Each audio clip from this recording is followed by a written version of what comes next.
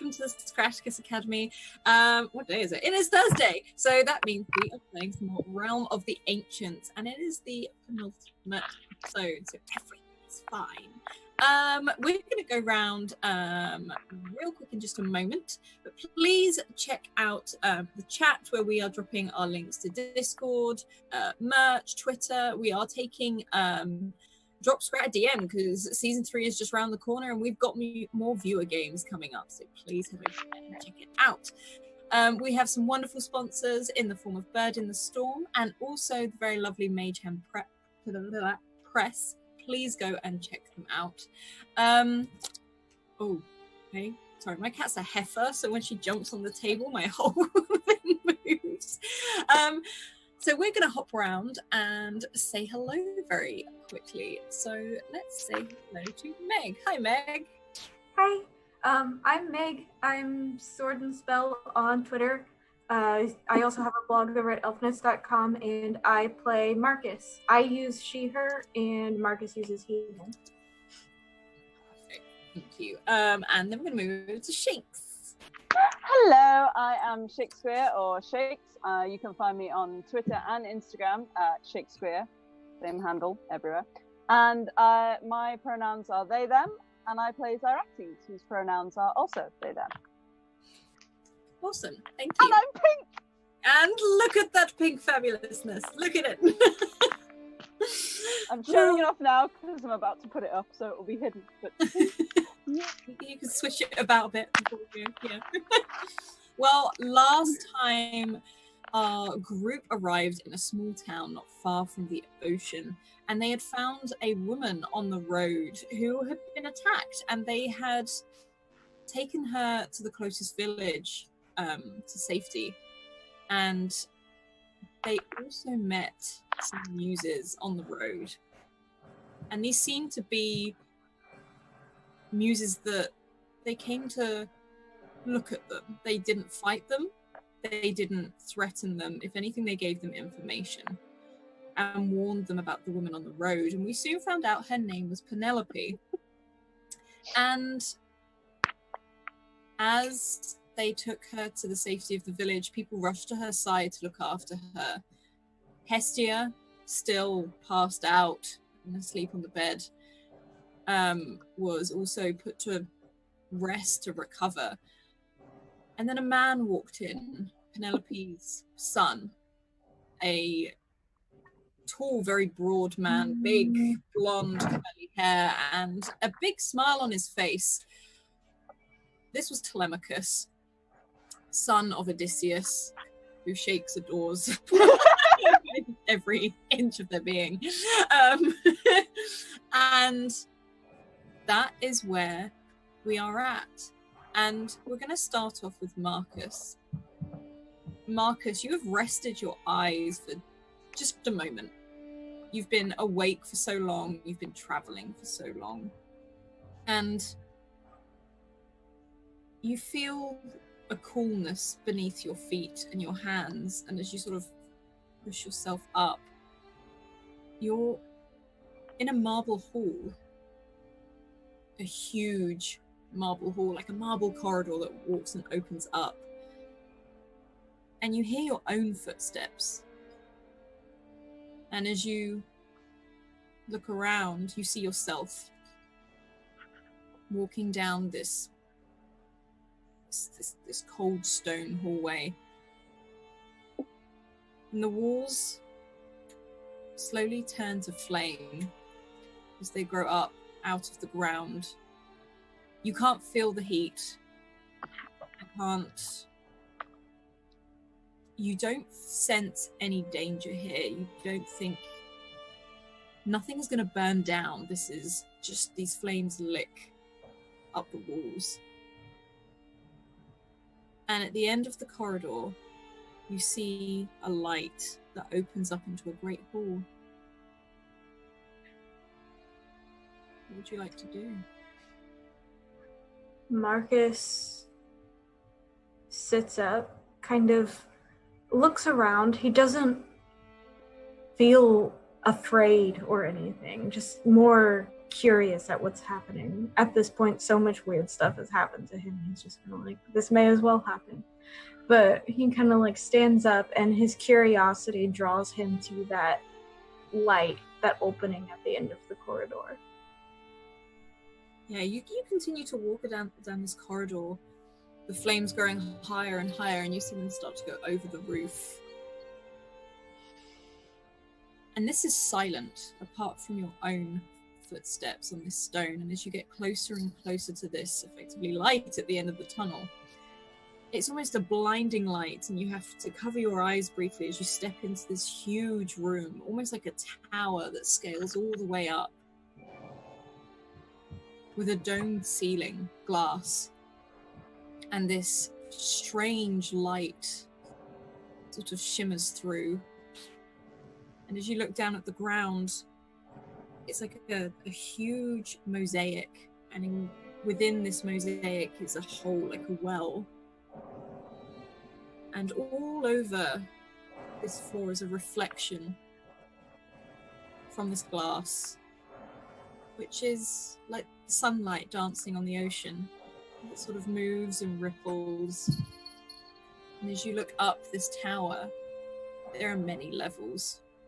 You almost lose count all the way up to this. There are many staircases, ladders, levels, balconies, and in every single space, nook and cranny you could imagine, there are scrolls and there are books.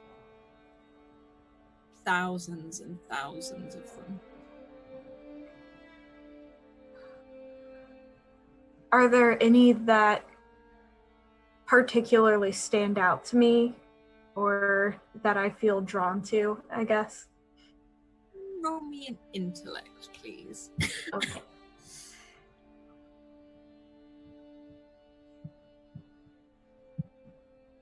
That's 5.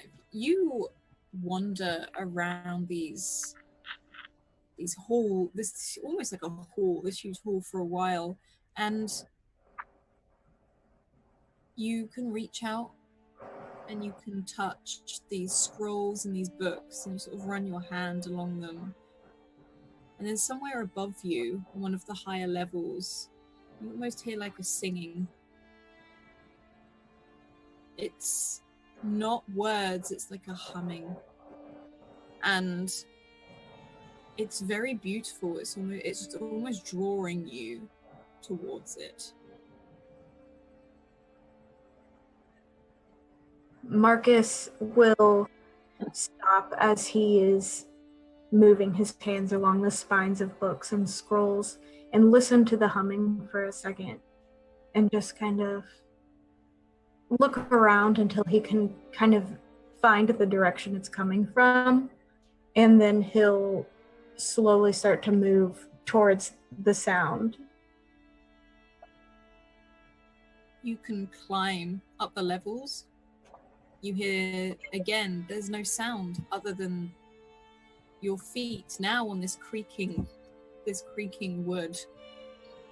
And as you go, the singing gets louder and louder. Before you walk along one of the top levels,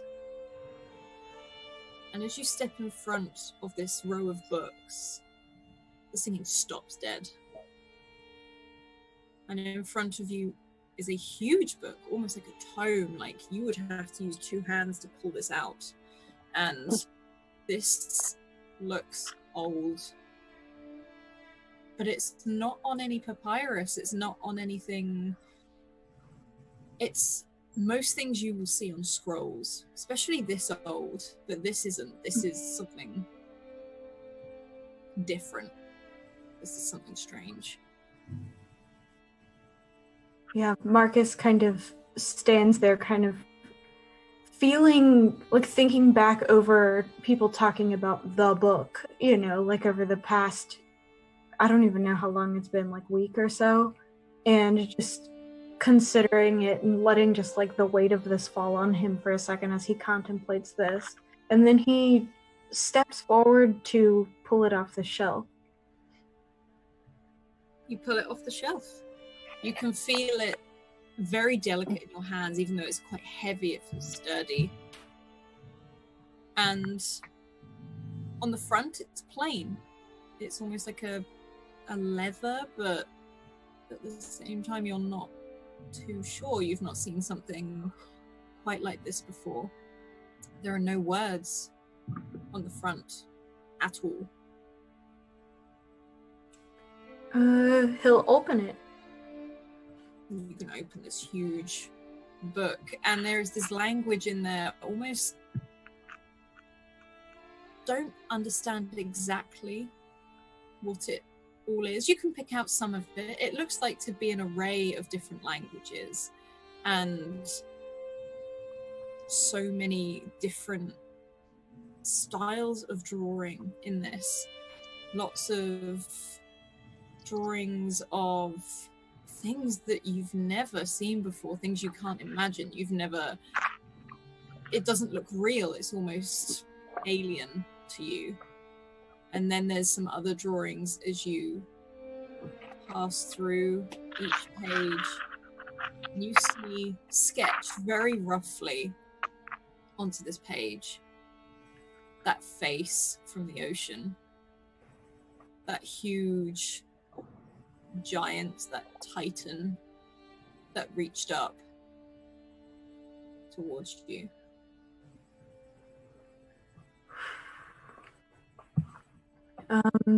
Does the page say anything about the Titan, like the identity, name, anything about it? It doesn't have specifics. If anything, this seems to be like and you can see notes on the side of this drawing for people that have seen this creature, this thing that dwells in the deep, this Titan that belongs in the ocean, that belongs in the water. And that it is not the only one. There are more, not necessarily from the ocean, but from other places. You turn another page and you see another drawing, almost similar to the Titan you saw from the water, but this one it looks like it's emerging from the ground, like a blinking eye looks up at a traveler from the earth, as this hand sort of bursts through the earth itself, as if it's going to pull itself up. And as you sort of read this, as you're reading it, you notice the letters themselves start to disappear, but like they fall away, like sand on a page.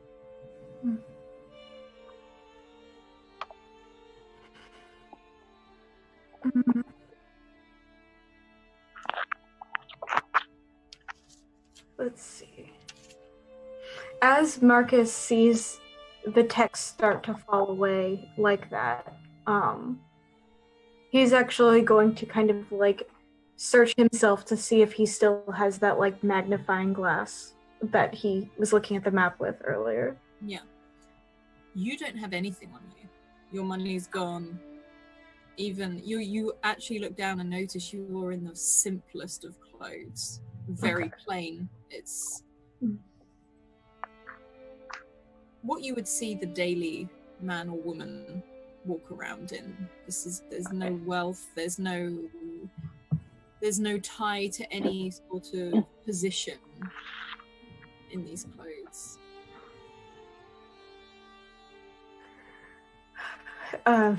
In that case, Marcus doesn't want any more of the words to disappear while he's reading it, so he shuts the book and kind of like hefts it up in his arms and starts to kind of look around to see if there's anyone else here or even a way out.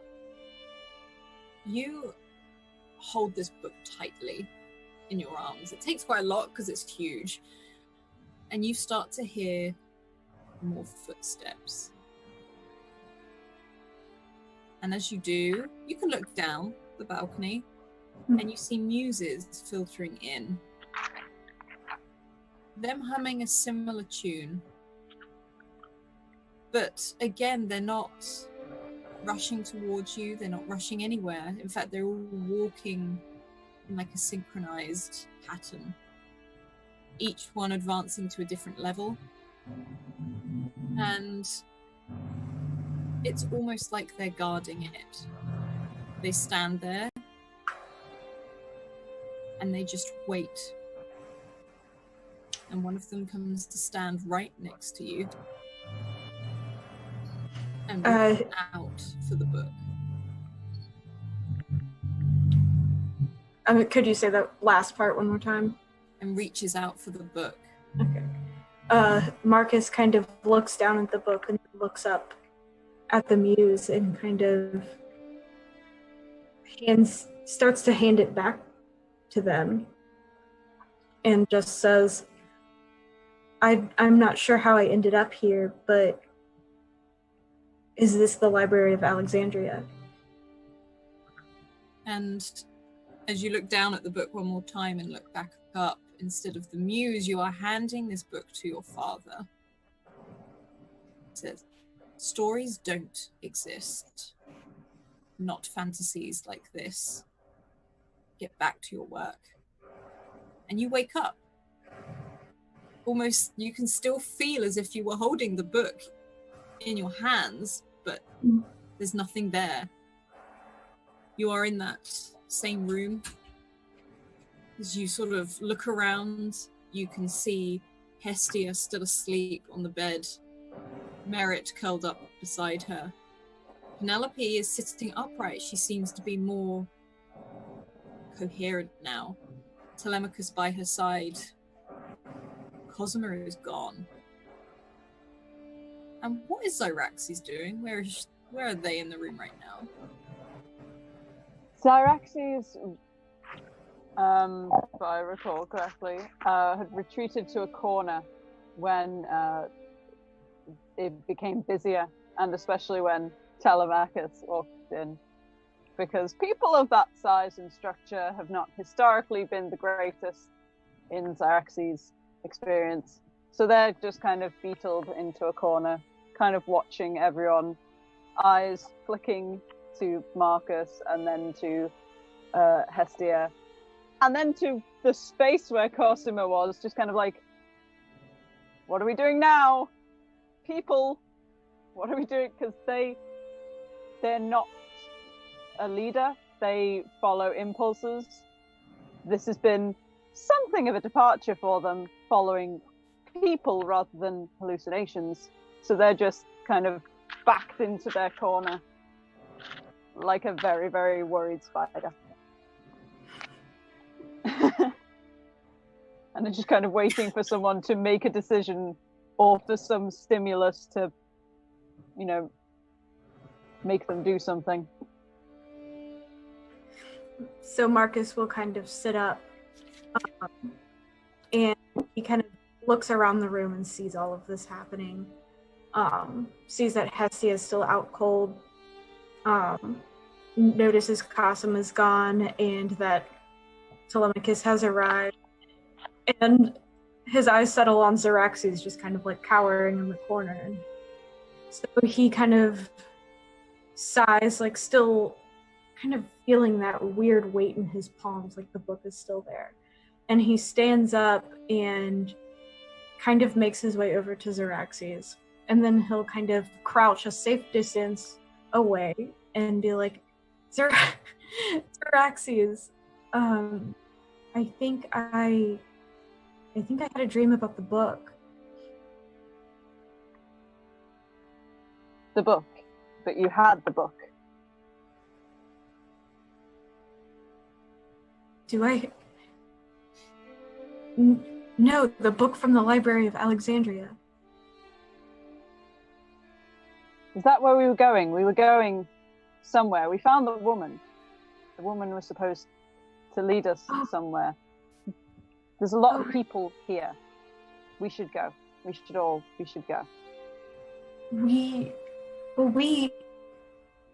Hestia is still unconscious and Cosima's gone. Maybe we should talk to Penelope. She's the woman we were supposed to find. Or, I'll talk to Penelope. Like, Marcus kind of like stands up and moves over to where Penelope is awake and kind of starting to function a little bit better now.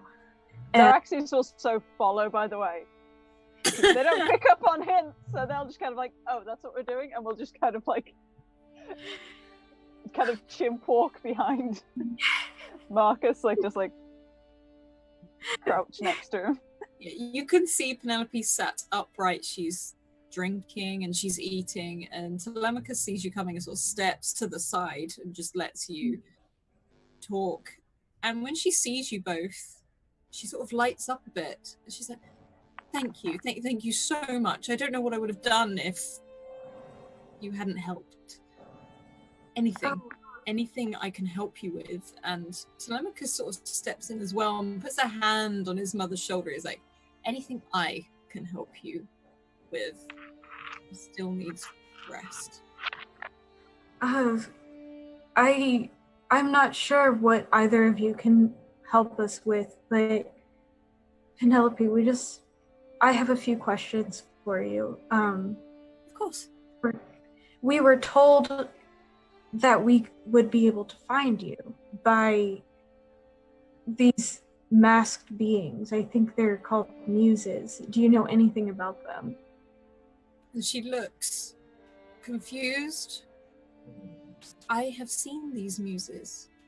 I don't understand them, but gods work in mysterious ways, am I right? They have sent us on what I believe to be some sort of mission, and I think they think that you can give us some information or assistance in finding what we need to find in order to finish this. What do you seek? I've always heard that it was only a myth, but we seek the Library of Alexandria. And she sort of pauses for a moment. It's like, oh, darling, that doesn't exist. And Telemachus, yes, it does. It does. I've seen people disappear looking for it. I know it's crazy and I know it sounds very odd, but I believe it exists. More and more of these muses have been appearing, shall we say, or I've heard of those who seem to think they are appearing. I've not seen any for myself, but my father has disappeared. I don't know where. I know he will do all he can to come back to us, back to my mother. But what if there was something he found that... I don't know. I know his last path, and that's where I intend to go. In that case, would it be possible for you to show us where he went? Or maybe we could accompany you. You may accompany me. I can't turn you away after all the help you've given. I will be setting off in the next few hours, but you are very welcome aboard my ship. It's not far. It's not far at all. Just muttering in Thracian from like downwards, Xeraxes is crouched, just like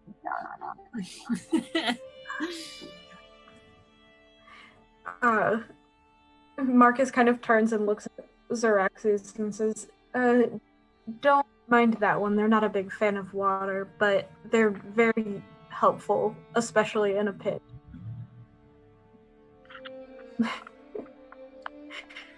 Drive my car, it's fine. That's fine. And sort of looks past at Xeraxes and tries to give a bit of a smile, but doesn't really know what to do. And if you recoil, he also recoils. He doesn't know how to react to you at all. Is he smiling with teeth? No, he's not actually smiling with teeth. Okay, then Xeraxes are just gonna be like, yeah. And he sort of like he thinks he's offended you basically, and he stands back to the side. He's like, your friend is an interesting one. Just lifts up their arms so like the snakes are hiding their face. Just like, no. Yeah, I'm not entirely sure what the background is there, but I know they follow Dionysus. Oh, I did suspect that. I have. He's sort of like, I have met some followers of Dionysus before. Interesting people, to say the least. Marcus is trying so hard. I really love how every time someone meets Cyraxes and Dionysus brought up, they kind of went, "Yeah, we figured." Yeah, we get it. Like we know all of kind. We know what this means. It's fine. And Telemachus sort of smiles and laughs as Marcus sort of tries to hold back this grin. It's like, we can take your friend with us. And sort of gestures to Hestia. He's like, but your other friend, I don't know where she is. I fear she may have left us. She wouldn't go. She this is important. She knows that. She wouldn't abandon her god. She knows. She didn't go. And while talking about friends that won't be able to accompany us, Marcus will actually kind of look over where Merritt is snuggled up next to Hestia and kind of say, Merritt, like, do you want to come with us? Kind of like do the... Merritt does jump down and starts, sort of walking in between your legs, like rubbing up against my legs. Cyraxes is just going to drop a snake onto Merritt's back, just like, piggyback. As you do it, when cats try to get away from something and they really bend low, he sort of like does that to like shake it off and then starts batting at it until it gets away. Just picks it back up again, like, figured. Marcus at that point will kind of like pick up, like do the underbutt scoop, and like hold the cat up and be like, I can't exactly explain it, but this cat has been leading us halfway across the world and has led us to you, so he might be helpful too.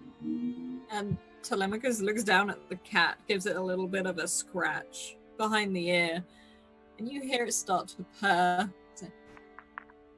Maybe it's not a cat. And he sort of starts scooping up bags and sacks, and you can see him. He takes one of the pallets, and he looks to you both. Like, would you mind if I placed Hestia on here? I think it'd be far more comfortable than one of us carrying her. Yeah, that's probably a good idea. Cyraxes is now kind of moved so they can be like an inch away from Merritt's face. Just like, is this a cat? Is it? Yeah. Just kind of like peering. Like that paw on your face, just holding it there. Cyraxes will just kind of stay there like, yeah, okay. Yeah. Both still. Just like, I've been put here, I will stay. Yeah. And Hestia is put onto this pallet and carried outside to a cart, the same one that you arrived on, and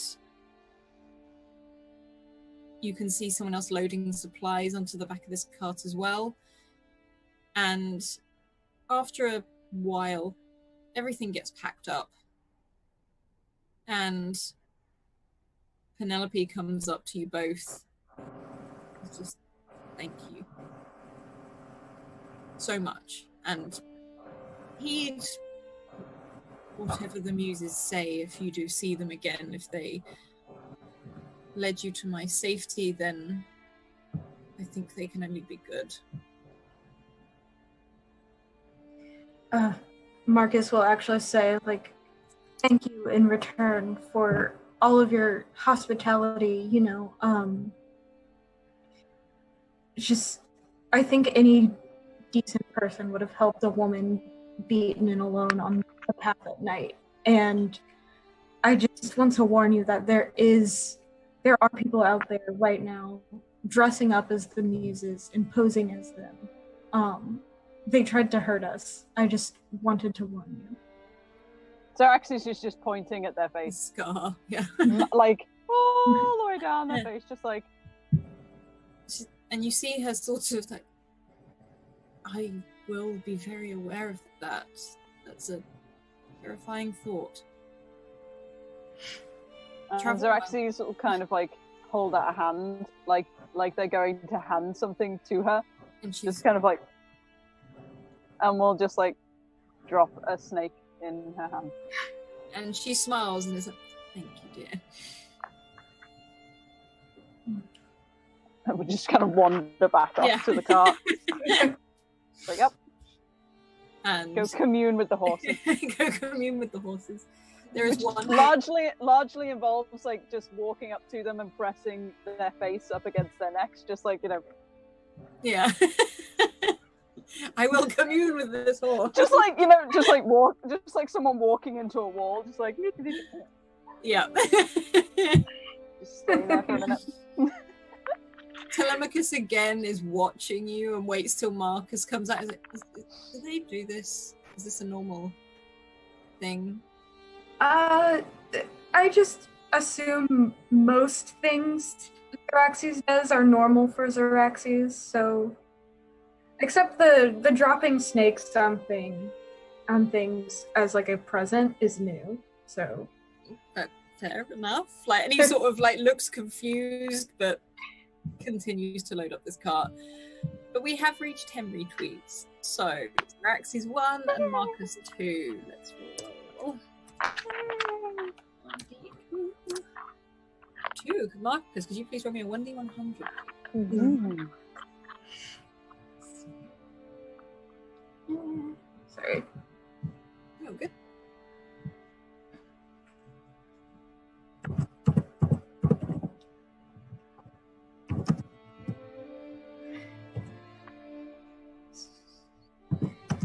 Mm-hmm. 45. Okay. Oh, there we go.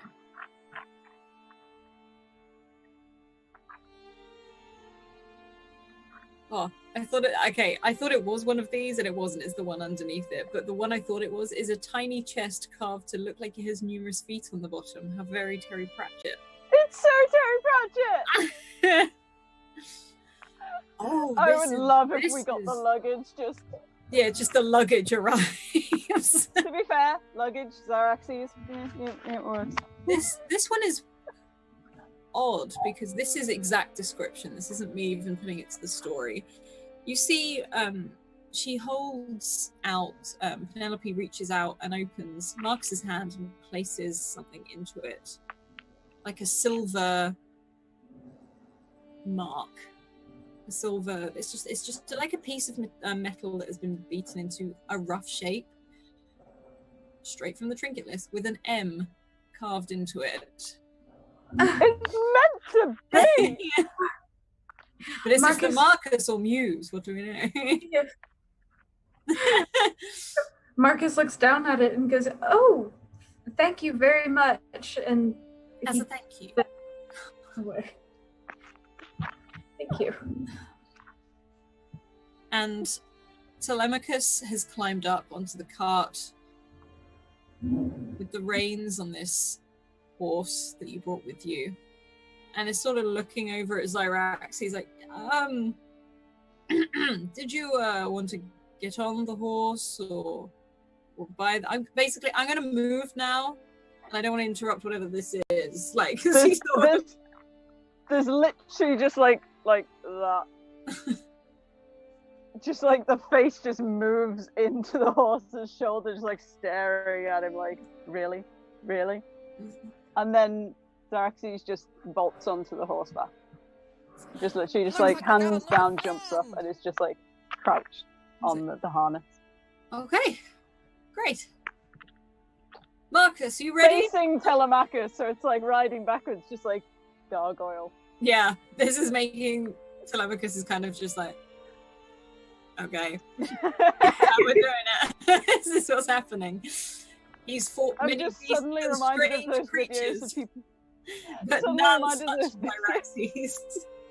I'm suddenly reminded of those videos where like there's a kitten on the dashboard and you've got to imagine the person driving is just like not Yeah, looking at you. Just like I'm every not now and then looking. he's like, just gonna. But Telemachus calls back to you, Marcus, as you stand in the doorway, and Penelope hands you this trinket. Are you ready, boy? Yes, I am. And he kind of tucks away that that trinket and kind of starts to move away. And as he does, we'll just kind of like wave over his shoulder. And as you all climb on, whether it's the cart or the horse, Marcus, you get in the back and you can see Hestia asleep very peacefully, and Merit sort of now curled up by you as the cart sets in motion. It is coming up to dawn. You can see that sun rising, and very soon, much to Zeraxi's distaste, you start to hear seagulls, you hear the ocean, and this isn't necessarily a town or a village that you enter. There are more ships and more pontoons than there are homes. It seems to be 2 or 3 homes here. They seem to be fishermen's houses. You see lots of fish being hung out to dry, and other sorts of herbs being dried out on these huge big rugs on the floor. You can really smell these as that sun starts to get very, very hot. And you see a ship, not a very large one, but a ship nonetheless, that Telemachus pulls up to the edge of the pontoon and calls to another man who is on there, and he and this other man start loading what is on the back of the cart onto this ship.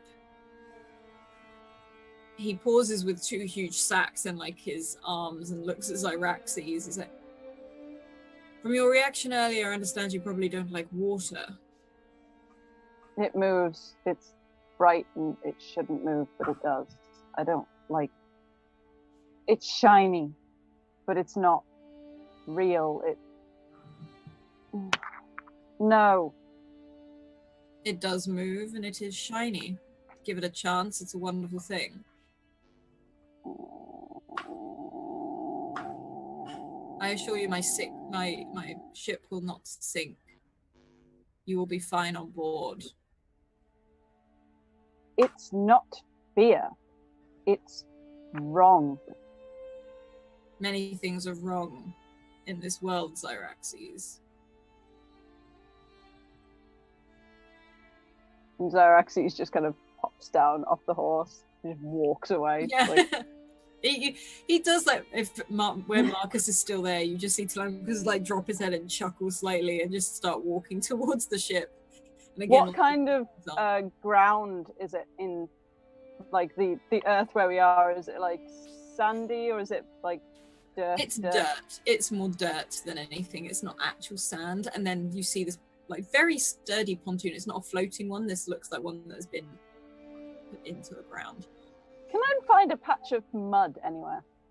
Oh yeah, like if you go to the shore, like right by where the water line is, you can see this mud where it's almost like a clay, almost, but it's very thick. Yeah, Zyraxes kind of like looks around and tries to find this mud, and you see them just kind of walking back and forth over this patch.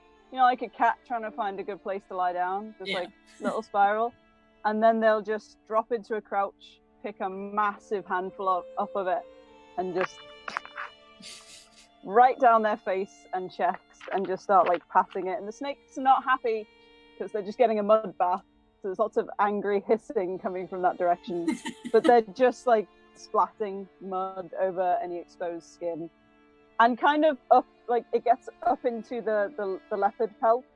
But they're very careful to kind of keep moving so that the fox skin doesn't get any any mud on it, and any mud that does get on it, they will like carefully like flick off, occasionally using a snake to just kind of like wipe it off. These poor snakes. Just grab a snake and be like, "You're a sponge I got now." another one. Just wipe it off. But when they kind of like traipse back to where the cart is, they're covered in mud, and their hair has kind of like that, you know, too much hairspray around the hairline look, where it's slightly vertical and then falls back down. Yeah, Marcus, you see this as Cyraxes approaches. Merritt, you can see sort of actually physically recoils as Cyraxes comes round the corner at this. Cyraxes just looks like... What was the purpose of this? What you got going on there, Cyraxes? And Cyraxes kind of looks at Marcus like they've just said something in a completely foreign language, just non-comprehension. And then they'll look at Merritt, and there's a moment like they're just hearing the question again before they go, "Burning hurts." Oh, okay. And Marcus kind of looks up at the sun and says, "You know, I feel like you have reasons for doing things, and the rest of us just don't know what they are." And there's like just a moment, and the voice almost weirdly sounds like Cosima's intonations, because they just look at Marcus and go, "I'm very reasonable," and walks off towards the horse again. Just kind of like that almost motherly tone of, "I'm very reasonable," and just walks off. Marcus just like shrugs and then kind of like looks down at the cat and is like, I don't claim to understand them, but they have their stuff going on. And the cat, you swear from him, that cat's like...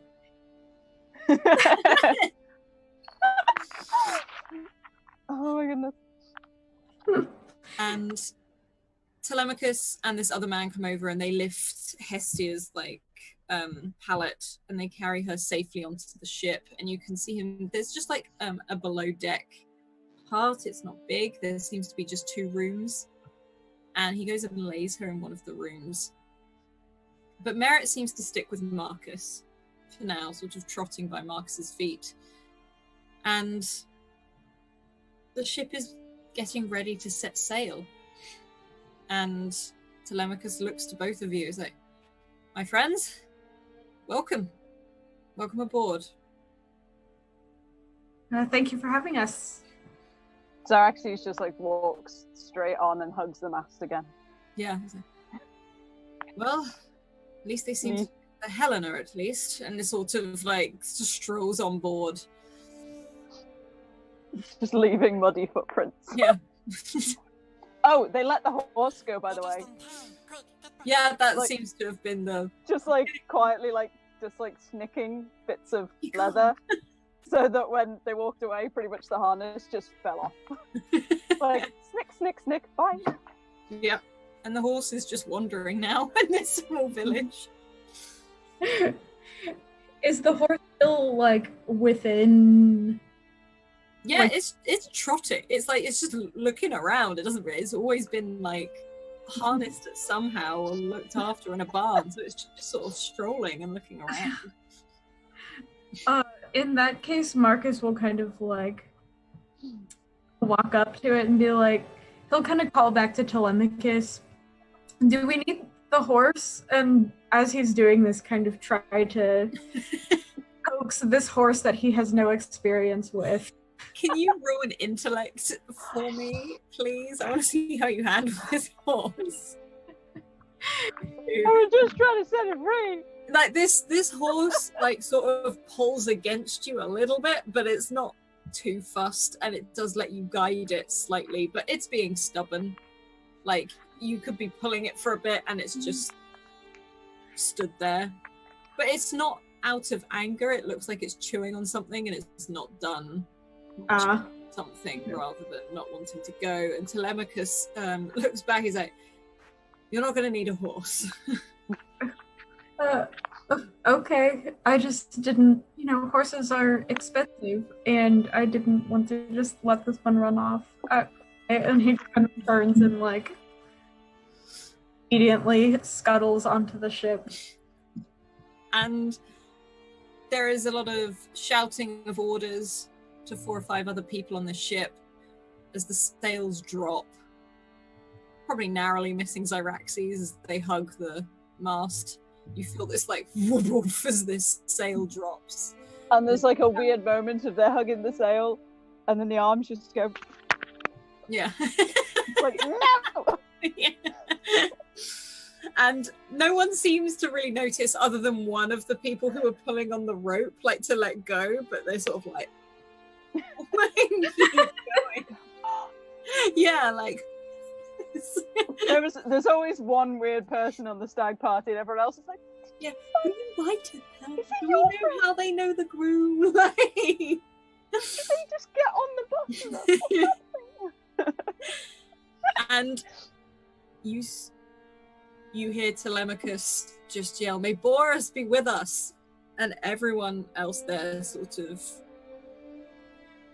shouts like an eye or something, something to acknowledge this. And thank you, Mirror Shadows, for suddenly getting a reroll. This is all good. And yeah, Zyraxes makes like a pterodactyl screeching noise. Yeah. Like but you get the impression that it's supposed to be because everyone else is shouting, so they make a noise, but it's not the right noise. Yeah, it's that Nazgul sound again.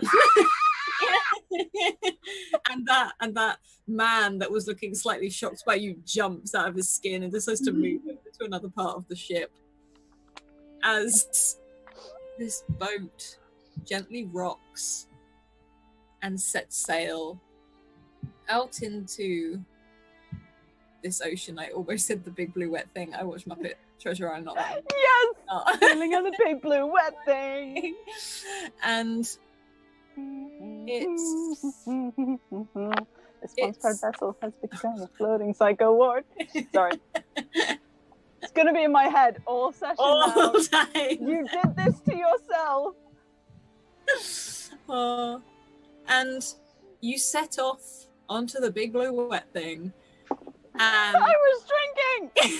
I know, that's why I said it. As you set off into the ocean, and almost as if when Telemachus says the name Boreas, this wind picks up and the sails fill and you set off and you travel for a while hearing that creak in the ship and the ocean, and you're traveling for about an hour or so before the land itself disappears, as it falls away. And 2 of the men aboard start to sing. Maybe something you've heard before. It gets sung at a lot of ports. You can guess this is probably a fisherman's tune rather than anything else. With Telemachus at the helm. And you travel most of the day. Midday comes. People stop to eat and drink. Telemachus passes a bottle of wine to Zyraxes. They drink it. Offers food, but more sort of places it by the mast in the hope that they eat. There's probably, like, at some point previous to this, there will probably be, like, a slight mess. At Zyraxes' feet, because snakes and Zyraxes, they've eaten. They're good. They will probably take the food and attempt to feed the food to some of the remaining snakes. Yeah. Never-ending supply of snakes. They never seem to get any less, but they're definitely less. This cat, like Merritt, sits there like pouring at this piece of like fairly hard bread, like this. If anyone knows what Roman bread is, it's almost like that very flat bread, and it's quite hard. And Just this break cat off. just sort of flicking at it until one of the fishermen sees this, and after a short while comes back with a fish and just plops it down in front of Merritt, who sort of almost gathers it up and runs over to a corner away from Zyraxes to eat this fish. Zyraxes just like the eyes follow the fish across the deck, Yeah. and then just leave it just like and full time. Marcus, as he's eating, just kind of goes, maybe we can catch a fish for him later. Yeah, Merritt is very aware that Zyraxes may want the fish. That is why he has run away, not because it's scared of Zyraxes. But... Zyraxes just continues to like break up the bread as best they can, like mashing it between their hands and like trying to get the snakes to eat it. And the snakes are just like looking at it like, ah. It's a hard life being a god's gift, honestly. Yeah. I actually have a question. Marcus recognized the name Boreas, like the name of that god. Yeah, you would probably know this. You've done a lot of studying. This is the Greek god of the North Wind. Okay. And did Cosima still have that coin? Was that where... Unless she gave it to anyone else, I don't think she did. She would still have it. Yeah. Okay. And that was Eurus? Was the name of that one? Yep. I've got that written down. Okay. So Marcus is actually thinking about this since he recognized Boreas, the name of the... Which one's he? He's the North Wind. The North Wind. Recognizing that name would actually eventually approach Telemachus and say, I noticed that you're a follower of the god of the North Wind, or at least pay him respects. I actually had a question about what you knew of another god of the wind, if possible. I will help in any way I can. I know how to say thank you to gods. I do not know them Okay. in person. Like he sort of like jokes, but Yeah. So we had a run-in with what I believe may be followers or people connected to the god of the East Wind, Eurus. They were not nice people. I didn't know if you knew anything about his followers. I do not. To me, the gods of the wind are what help me sail. I've never heard of a cult or a group of worshippers that follow them so avidly. But though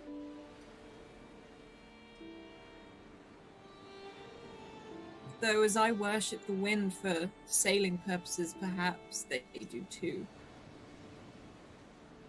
That is possible. Thank you for providing what information you could. I'm afraid it may have been useless, but it's something, I guess. It's something to keep in mind. Who knows when it will come in handy, and he'll just kind of bow out and go back to enjoy. He'll pause, and if it makes any difference, it's the prominent winds that identifies with autumn, the turn of the season, but Okay. harvest, perhaps.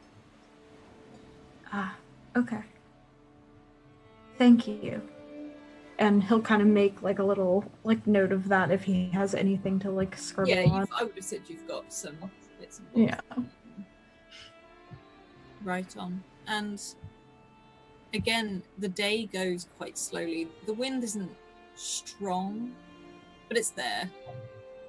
And this is actually a very calm journey. There's no real heavy waves or anything like that. So Zyraxes, you're probably feeling much better than you did on one of the other ships. This is quite a calm journey in itself. So long as they don't look at it, they're fine. Yeah. You'll be Just like constantly crouched and like making their way across like the deck in like a weird crawl, so they don't have to like stand up and see it. It's like, nope. As long as I stay down here, we're just on wood. That's fine. And the day goes on. And darkness starts to fall. And Telemachus himself walks down to all of you and says, 2 of my men are keeping watch on things. If you wish to rest, I know I will be. So there are blankets over there, and he sort of gestures to a pile where some of the barrels are. But it is a warm night. But please help yourself. And you see him take one of the blankets and walk up onto one of the main decks.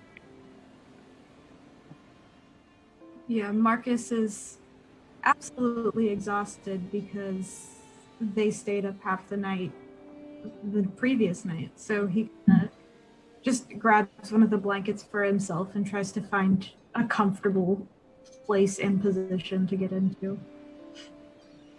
Xeraxes has been spending like most of the day carving weird little things into like the bottom of the mast and some of the surrounding woodwork. So there's this little like starburst on one side of the mast of just weird carving stuff, which is partially Greek, partially Thracian, partially just weird pictures. Maybe some like, you know, hieroglyphs in there that they've just seen and are now part of their scribblings. And there'll be phrases in there that Marcus would probably like find familiar, like the, you know, it's coming, must not awaken, Titan. Penelope is probably in there somewhere. Just weird little sorting out of their what's been in their brain. Yeah. And they will just flop down on that weird little glyph starburst of carvings on all the shavings and just go to sleep there. On deck, just. And you rest. And it's actually a very good night's rest. Merritt, you can hear move around in the night, Marcus, if you do, but he always returns back to the edge of your blanket. And looks like we got a new friend. Both of you make a speed check for me, please.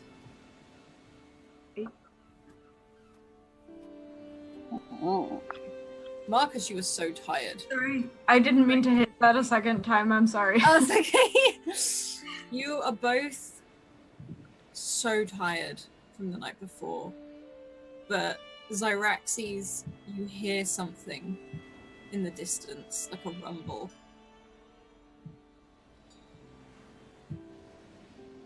Kind of like the head comes up off the deck and then like the shoulders follow until they're kind of rolling up into a sitting position with their back against the mast, and we'll just like scan the sky and the area without getting to their feet because of water, just trying to see if what they heard was on the ship or outside the ship. Yeah. They remember the fucking Hydra, they're not happy, they're just like, oh, what is it this fucking time? Kind of like bracing against the mast, like, what's gonna try and kill us? What is it? You look up at the sky, and it's just darker than before. The clouds have grown dark. And in the distance, you've heard thunder before, you've heard it in the forests. And you sense it coming closer. And then there's that spit of rain. Very light rain, not a downpour. Just spitting. And Marcus, you feel an arm on your shoulder as Telemachus wakes you. Sorry to wake your friend, but we are here. Oh, here. Where is here? And he kind of like blearily rubs the sleep out of his eyes as he sits up. Yeah, Merritt, as you sort of sit up and you've that blanket falls from you, Merritt dives underneath it as you too feel these wet spits of rain fall onto their skin. We're at what I believe is the entrance. And Marcus just still half asleep, still kind of like bumping into stuff as he's like trying to stand up, is like super excited and like just like rubbing his eyes and moving as fast as he can, but still just so sleepy. But he eventually makes his way out to where he can kind of see what Telemachus is talking about. Cyraxes is trying to catch raindrops on their tongue, just like... Yeah, you could like literally laying on the deck with your tongue out, just letting this water drop. And Marcus, as you stand, you look across past the boat and you see a storm, a huge storm brewing in the distance. Black clouds swirling. And then you see that flash of lightning. And Telemachus just points there. In the giant storm over the ocean. That's where we're going. Sort of. Okay. Alright. And Marcus just stands there for a second looking at it and he goes, "Are you sure this is safe?" No. Not at all. But you wanted to find the entrance, and I feel this is our best bet. Sounded pretty important. And he kind of gathers himself and says, "Okay, well, I guess this is what I'm doing now. Okay, yeah, that's fine. Looked great to me." And he is just fine with it. You see the rest of the men start to...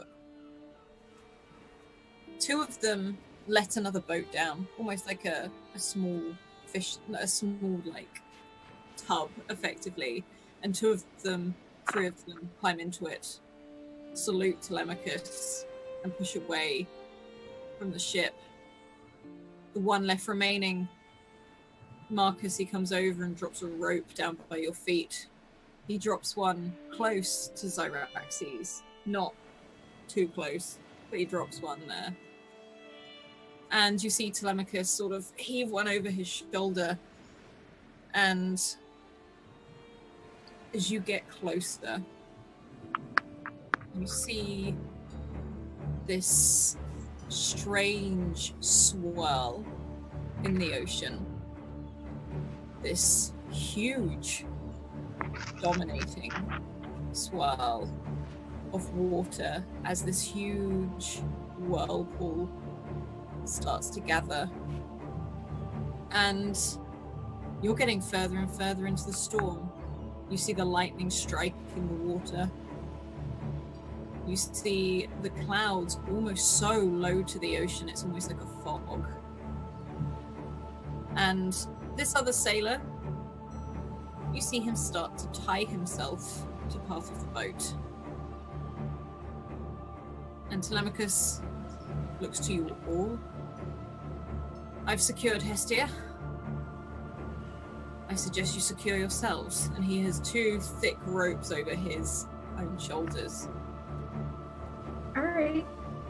And Marcus kind of looks to see where Merritt is.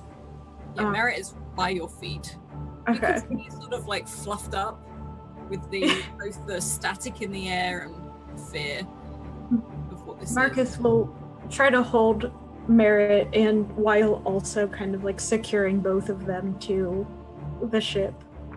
Says, "Cyraxes, you might want to secure yourself. If you already don't like water, you're really not gonna like this." Cyraxes is like whooping, like lying just like flat on the deck, and is whooping and shouting, "The father of my god is dancing!" and just like screaming. And they are going to spike their sculpt flesh and create their claws and just jam them into the wood behind them and like up to the knuckles deep into the wood to secure themselves. Yeah, and Marcus, you see Telemachus next to you, like, I and just keeps walking. I told you they were useful. That is one word for it, he said. But, right. And he goes and starts. He looks to you like, do you need help securing yourself? I think I have it, but you might want to check and make sure it's tight enough. Okay. He's And fine. he ties you to the mast, and then he secures himself the other side of the mast, also tied. How are you holding the merit? What'd you say? How are you holding on to merit? Probably.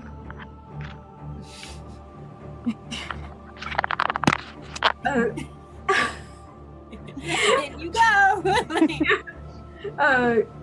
Yeah. don't lose the god. If Marcus, That's what it is! No one knows that's what it is. Don't lose the cat. That's almost as bad. if Marcus has any kind of cloth over thing at all that he can kind of cradle Merit. Yeah, you've got some extra cloth from the new clothing you had. You can easily do that. And this cat sort of looks out for a second and then ducks right in. And Marcus, you just feel like these claws sort of cling onto you at one side. A clarification: when Dyraxes pins himself to the deck, it will be like thunk, thunk. So they're actually hugged to the deck. Not like that, because I realised that's probably not as secure, so they'll probably just thunk, thunk. We've got Wolverine on deck. Yep. Just like a self-seatbelt situation. Here's your lesson. They're just And the sky grows dark. It grows very, very dark, and that rain thunders down now. It's almost suffocating. You can see those. Oh. Alice, come back. You've frozen. Blomkels and Telemachus' head have just sort of vanished. There we are. Sorry, my laptop does that. And you can see, you turn to Telemachus and you see those blonde curls just past his eyes, past his nose, and he's trying to shake his hair out of his face as this rain is hard as it is thundering down on all of you. And like I said, almost suffocating. Dyraxes is just getting waterboarded. Yeah. Oh my god. Unintentional self-waterboarding. They'll be fine. And you see the deck of the ship, and Dyraxes, you'll feel this the most. There is water flooding onto the deck of this ship. And it's not deep because it's falling off the other side as the ship rocks, but you feel that water slide underneath you and past your arms. And the sky drops almost into pitch black now, other than the flashes of lightning that erupt in the sky. Marcus, as you sort of shake your hair out of your eyes and you can look around, you see these huge monstrous waves coming up and crashing into the side of the ship. And in that one more flash of lightning, you swear you see a face, a torso, and a fist in that split of a second. Does it look like a Titan? No, it does not. No. Okay. This looks like a god. Oh, okay. But just for a split second. And then you feel that pull. All of you feel that tip and that turn as this whirlpool starts to make this boat tip and descend. And now the ship itself is vertical, and you can look up to a wall of water, and you can look down into a wall of water. And Dyraxes, Pirates of the Caribbean moment. You just see this whirlpool, this absolute swirl of water. At around the point where water started sloshing across the deck, Xaraxi's whooping would have just become screaming. They're just screaming. They've been screaming for a while. It's like how we first met. It's just screaming. You see bits of the ship breaking up.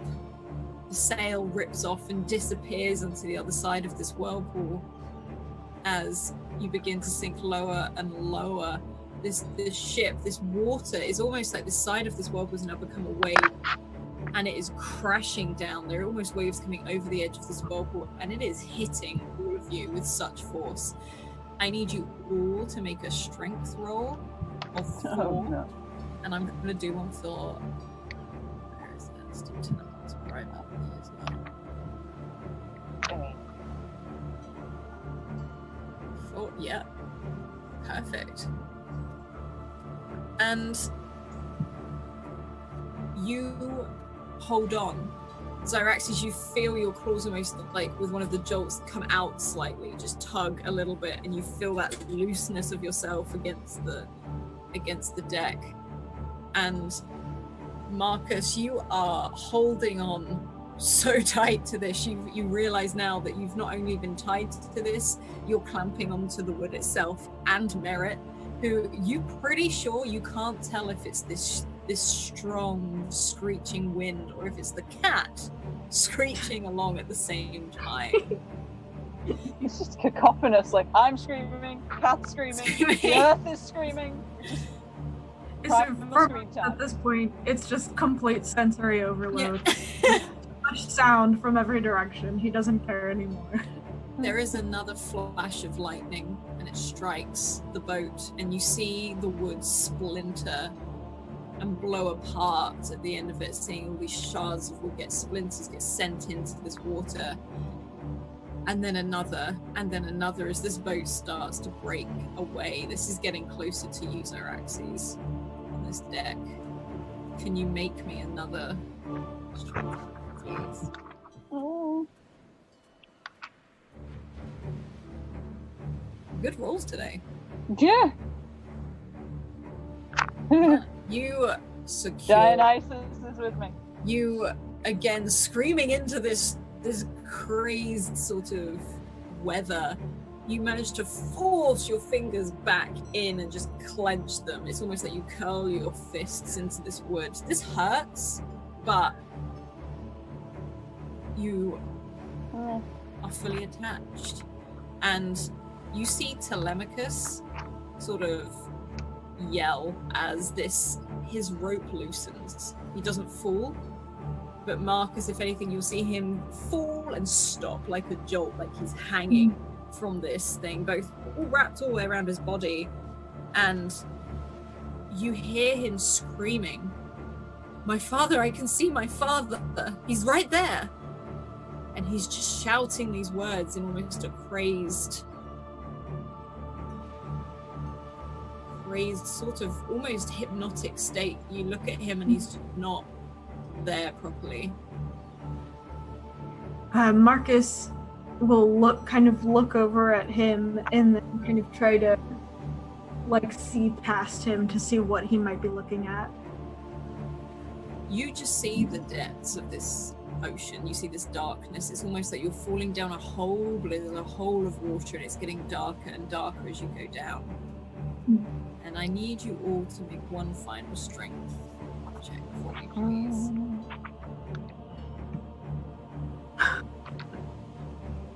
Ooh, please. On that, the ship swirls. You feel the whole thing, like your stomachs drop as this is launched round to another part of this whirlpool, and the boat itself starts breaking up.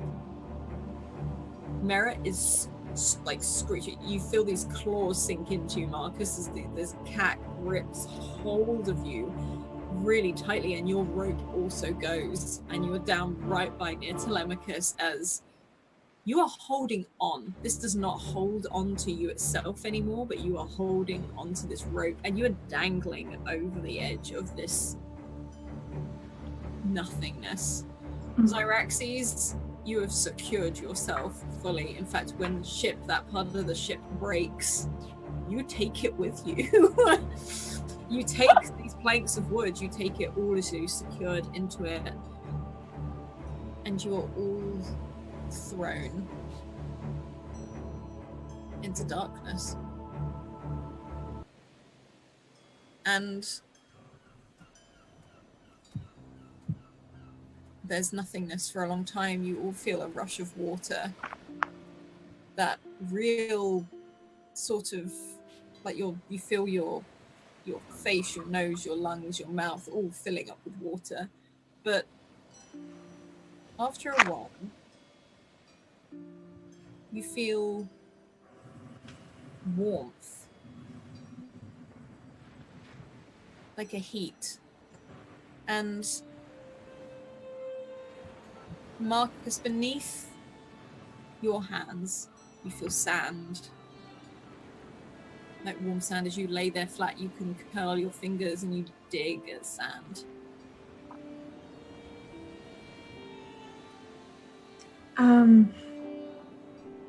Marcus will open his eyes, I guess, kind of try to figure out where he is. You look up and you look around, and the sight before you is strange. It's like a beach, but there's a forest very close to this beach, but it looks like an unnatural forest. These don't look like two terrains that should belong so close together, and this forest is dense. You see vines, you see huge trees, the darkness within these trees, and you hear a lot of life. You hear a lot of birds, other things, you're not too sure what they are. But also, as you sort of push yourself up, your hand shifts through the sand and you feel cold. You feel cold marble stone. He'll kind of brush the sand to the side to kind of see the marble stone. Does it look like the stone from his dream? It does, and it looks to be maybe what was once a path. You can see bits of it broken. But beneath the sand, as you push it further and further away, you can see this path starting to build, leading into this jungle, effectively. You see bits of the ship washed up on the beach. You see Telemachus laying face down on the sand. You can see his chest rise and fall, but he lays there. And if you cast your eye back out to the ocean, you see Cyraxes attached still to this wood, just in the shallows, bobbing up and down. But you can see when it gets so shallow and the waves start to just pick up a tiny bit, you can see Cyraxes there. Cyraxes. Just stuck. Yeah. Yeah, I think Marcus is probably going to move around and kind of make sure that everybody is on the shore, that Hestia, even though she's still out cold, like that she's around, look for the cat if he's not still with me. And also probably pulls Cyraxes up onto the shore so they can actually get off of the plank of wood. Yeah, so Merritt is with you. As Okay. much as sopping wet and looking much smaller now because of how wet this cat is. Telemachus, you can see, is rolled over on his back, just gasping, and he sort of like spits some water up out of his mouth at the same time, sort of coughing and heaving. And you see that he has seen Hestia, a bit like Cyraxes, floating. She's still on some sort of what's left of the pallet as he runs into the water and starts dragging her in. How long do you reckon that whole storm-tossedness would have taken ish? You feel you have been out of it for probably an hour or so. Okay, then when Cyraxes is dragged onto shore, when they basically tear their hands free, they're going to lose some nails and it will be fairly gnarly because their claws are gone, so they're just ripping their hands out of channels that their claws have made. And so they're red again. Yeah. But they're free of mud now. You're free of mud, and Marcus pulls, Marcus, you can wade in and start pulling this plank, which basically has Cyraxes attached to it, onto the shore, and pull it up onto the beach. And Telemachus, you see him sort of push his hair out of his face, pick up this thing with Hestia on it, and we'll sort of drag it, because he doesn't seem to have much energy. He stops, and you hear him shouting the name, or shouting for someone. You can presume the other sailor, but there is no one there. And he looks over to you. Is everyone all right? Everyone that was in our group is fine. Cyraxes just flops face down into the sand and stays there. Yeah. So, what's next? I suggest we make camp and rest, but not here. Not on the beach. Or, mind you, I don't fancy that either. And he looks up at all of this, what seems just screaming wildlife at you. Just you can hear, the clicking of bugs and flies. You hear something that is definitely bigger in there. And all of these birds. Marcus kind of gestures towards some of the marble that he has uncovered and says, "It looks like I've found a bit of a pathway. I don't know, it seems kind of broken, and this is obviously overgrown a bit, but maybe if we follow it, it can get us somewhere safer." Right. Then I say we do that. And you see him sort of struggle with the pallet a bit, and then it just sort of breaks at the end, and he's just like, and he just sort of throws it away, and he scoops Hestia up, and he's like, "I'll follow you then." All right. And Marcus is going to do his best to kind of look for that path that he had kind of partially uncovered and follow it wherever it leads. Cyraxes, what are you doing? Are you staying in there? Cyraxes will just take a moment, just face down in this sand, kind of breathing out the side of their mouth, probably eating quite a lot of sand while they do that. But as soon as they hear Telemachus say that they'll follow Marcus, they just heave themselves up to standing and kind of totter over to just stand probably uncomfortably close to Marcus without actually touching, just looming. Because if anyone's following Marcus, he's going to be first. Just kind of looms. And Marcus, covered in sand. You can lead this merry band of people through. You sort of follow this marble path, and as you leave this beach, effectively, as you go, you can swipe away some of the sand, and you see these huge flagstones of marble. And as you go into the jungle, this sand disappears, and it's more that it's overgrown. You see vines and weeds that have grown up between the cracks in some of this marble and tried to engulf it. I suspect no one's been here for a very, very long time. And you walk a while, and you look up into these trees that almost block out the sun as it towers above you. You see bright and colourful birds sort of fly in unison over your head. And all these just strange but weird and wonderful things, all these plants, all these trees. Cyraxes, if anything, you might feel more at home here in this dense forest. You can hear Telemachus behind you, almost in awe, looking around did you see that? What was that? Are these plants and species that are just entirely unheard of to Marcus at all? You recognize some of them. You recognize a fair amount because they seem to thrive in a hot sort of space. But there are some here that there's some very brightly coloured flowers that you've really never seen before.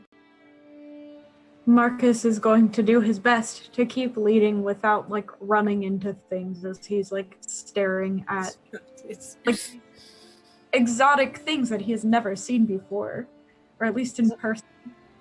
Zyraxes will be vaguely chill about the whole thing, just occasionally like, muttering to themselves and kind of like making noises. If a bird makes a noise at them, they will make a noise back. And then occasionally Telemachus will go, "Did you see that?" And it'll just be like, "Yeah, it's a tree," and just keep walking. Yeah, Telemachus is just like in awe. He seems to be just like, I didn't think it would actually work. Mm-hmm. Well, I did, but I didn't. And you can hear him muttering to himself.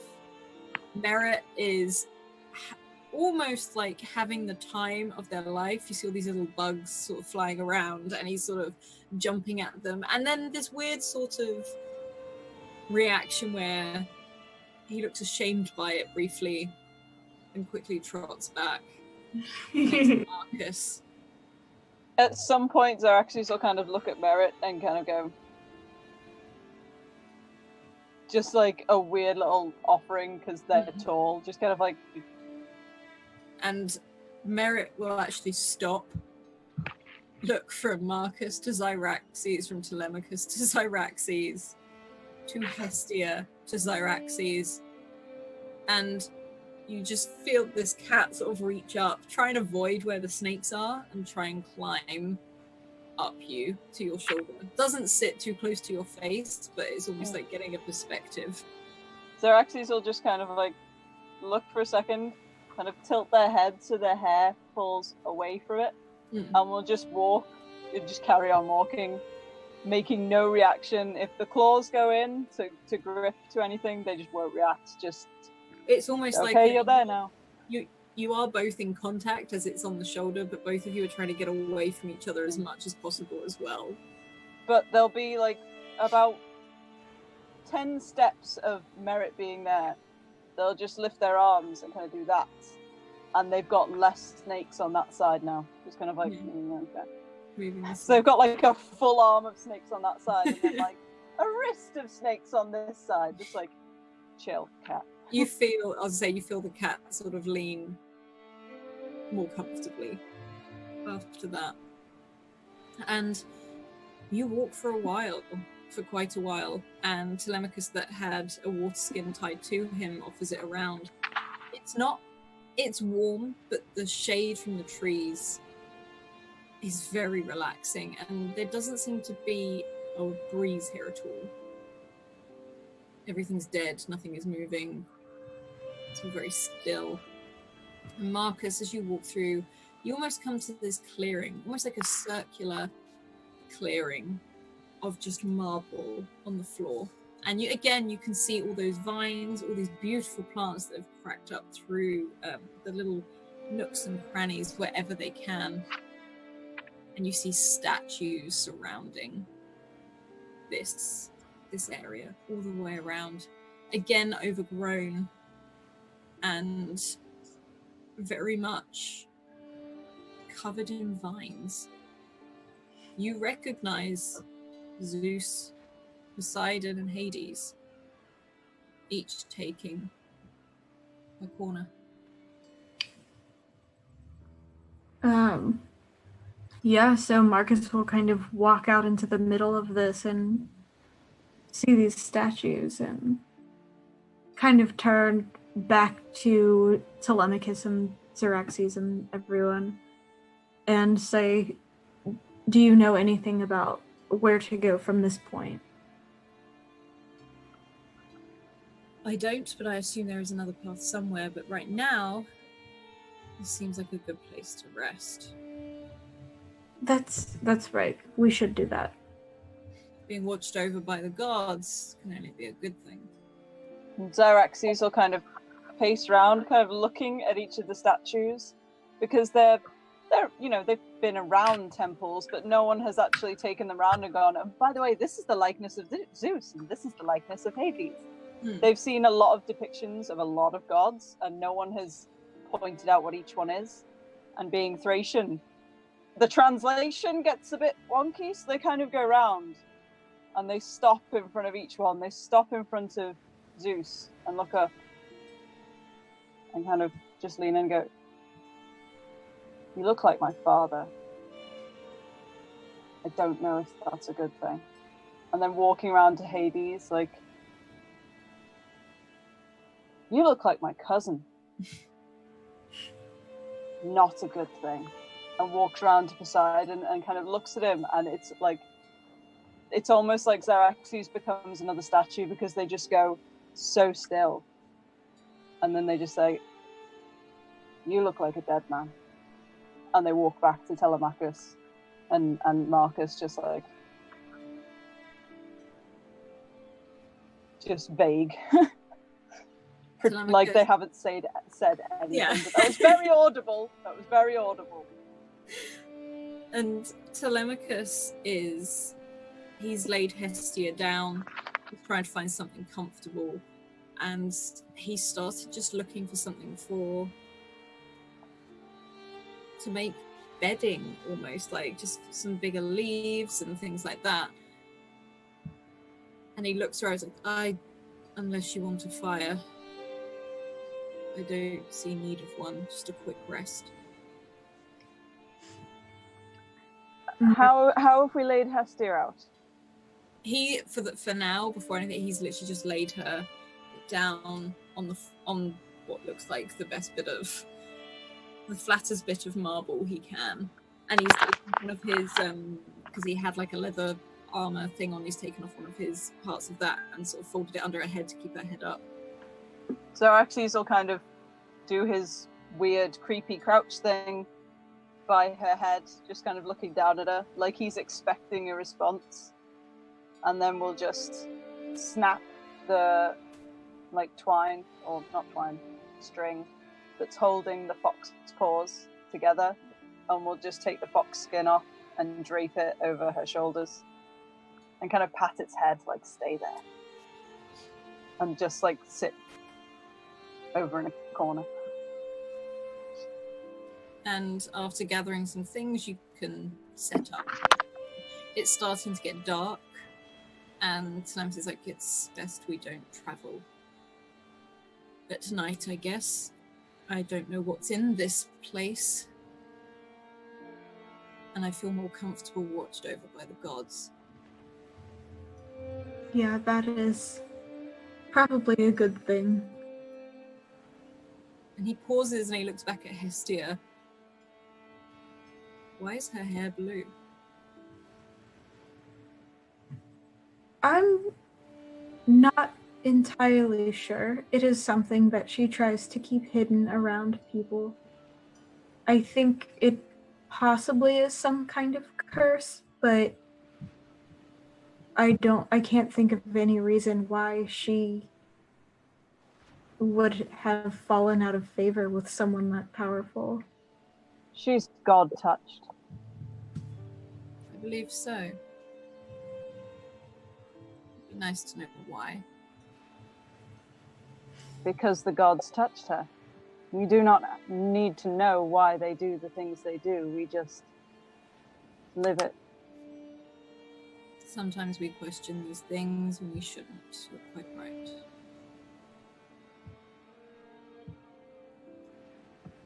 It's a nice blue. It's a very nice blue. And he just sort of nods.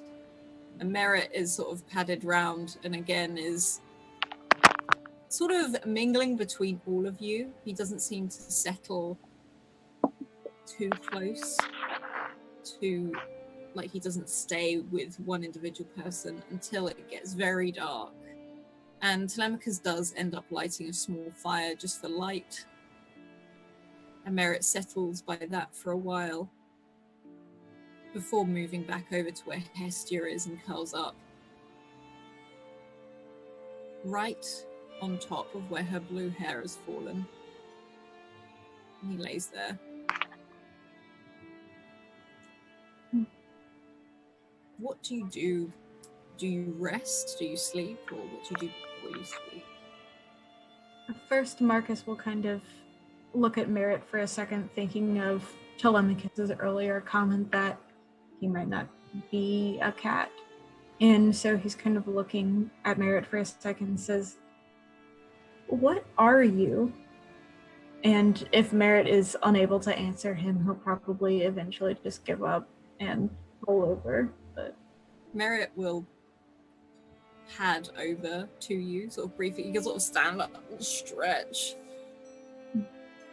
And it sort of walks over to where you're laying down and sits by your head. And for a brief moment, you swear you hear a voice in your head. Just here, just a messenger. And Marcus, sorry, go ahead. Just with a job to do. Marcus kind of looks up at the cat. Who starts to lick like his paw and sort of clean its ears. And Marcus just kind of nods and says, all right, well, good night then, and just kind of rolls over and goes to sleep. The cat pads straight back over to Hestia and curls up where it was.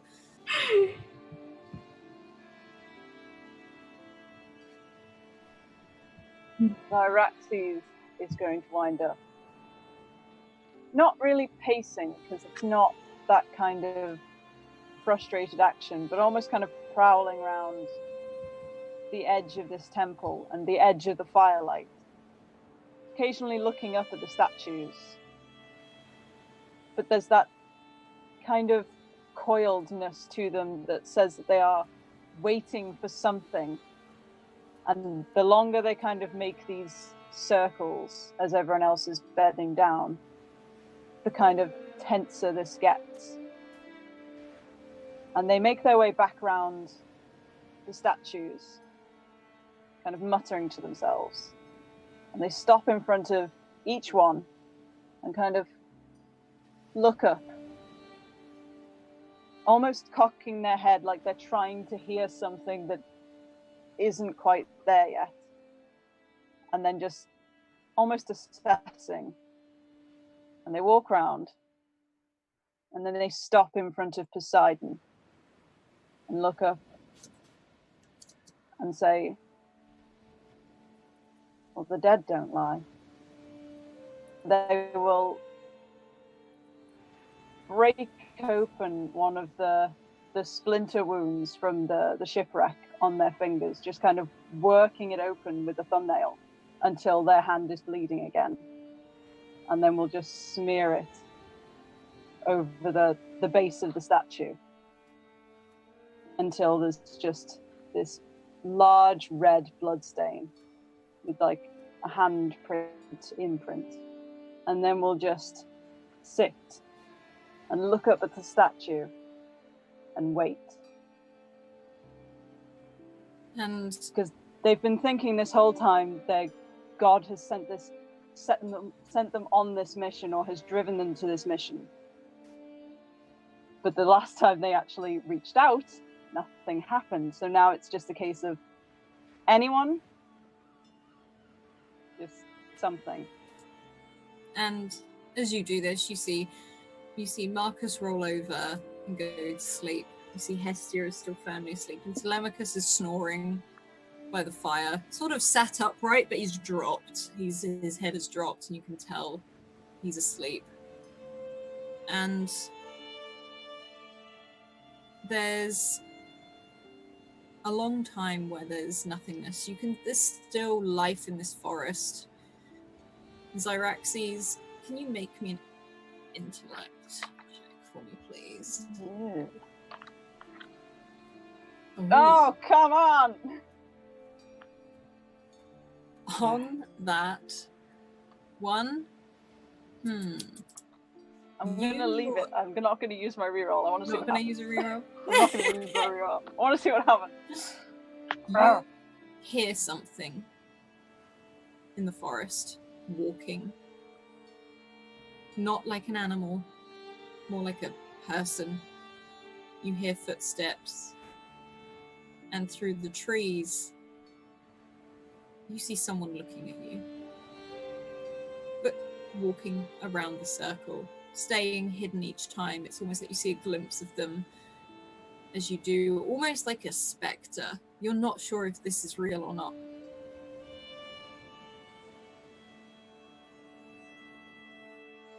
Xerxes, on like this, maybe the second pass, Xerxes would get up and just follow them.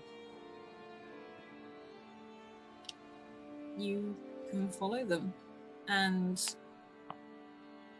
you follow them through the trees for quite a while, and this person is draped in white.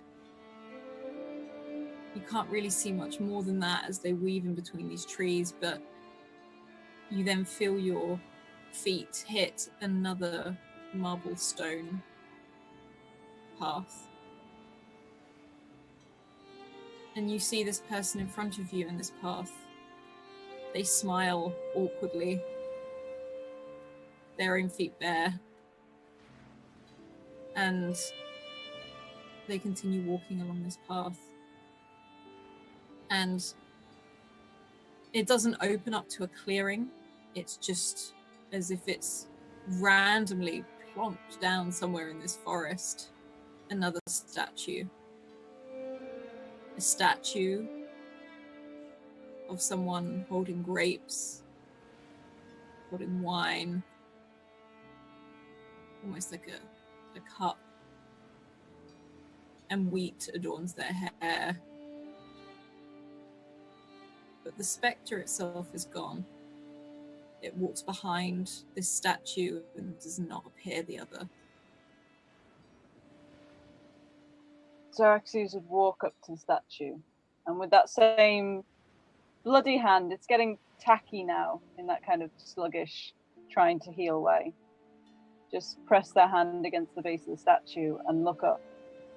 And again, the way their life experience has worked, they might not necessarily recognize it unless it's someone they've seen before. Hint, hint, hint, hint. Would they recognize it?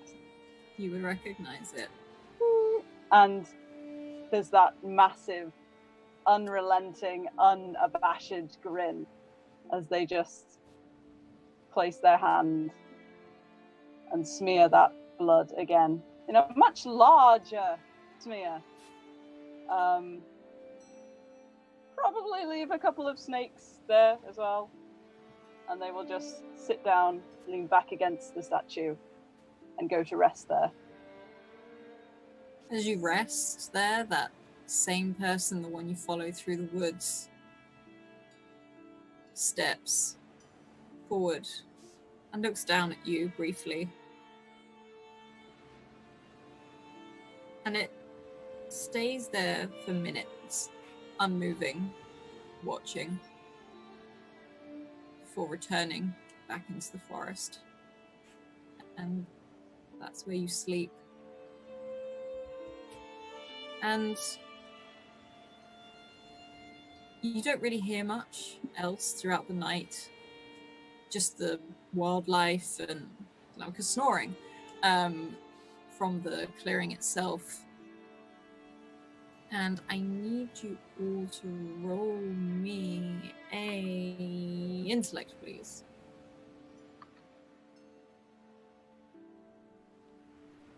Oh, wow. Okay. Smart party. Xeraxes, you hear something. It could be anything. It's those footsteps again. You hear more footsteps, more and more and more. And Marcus, back at this clearing, you are sleeping so soundly. And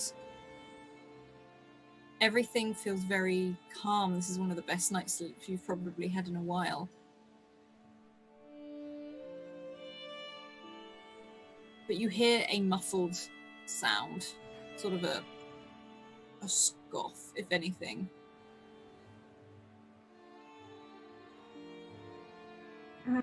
Marcus will kind of like do that thing where he's not sure if he actually heard something. Like his eyes kind of flutter open. and he listens for a second to see if it happens again. You turn to the side. You sort of listen out. You can't hear Telemachus snoring anymore.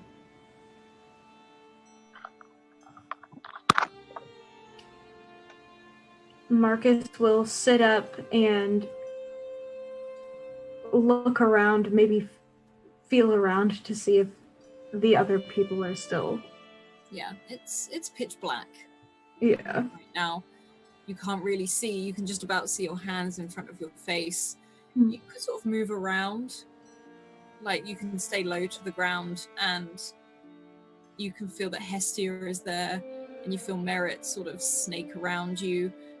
But there is no Zyraxes either.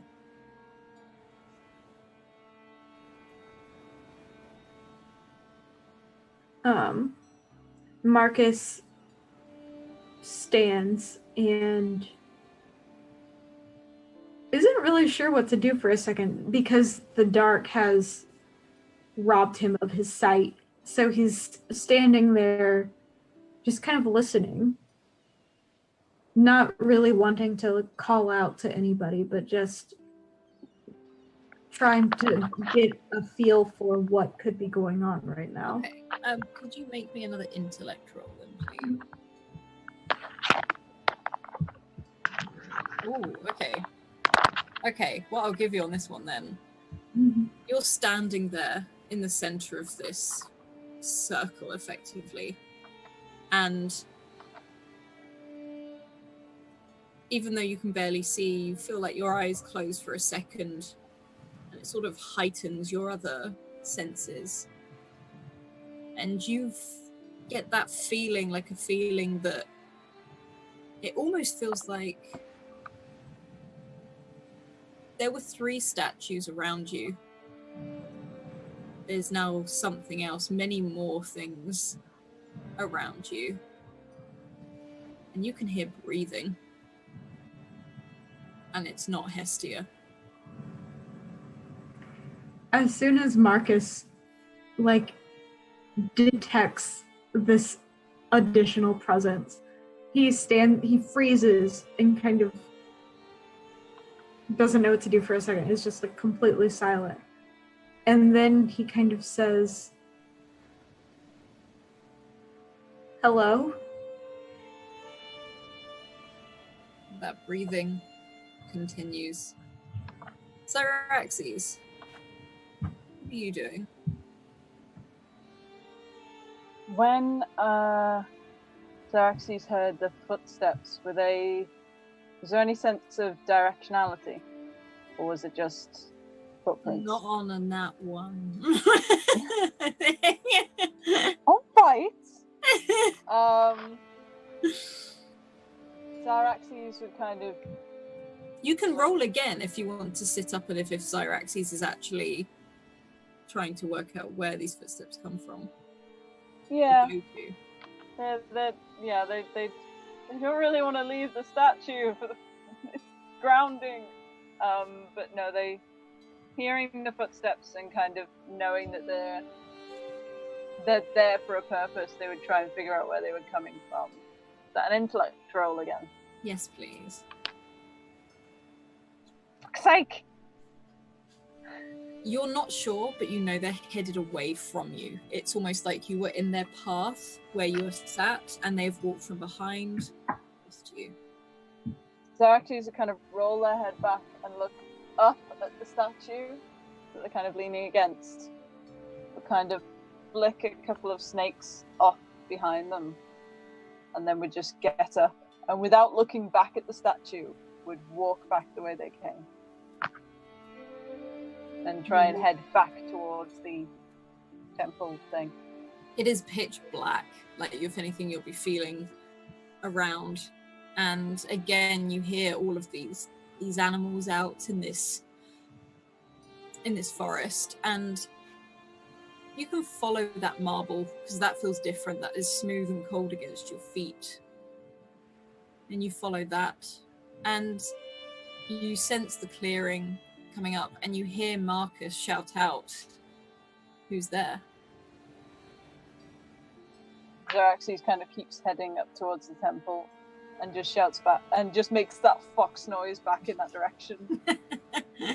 Just weird little yip yip noise.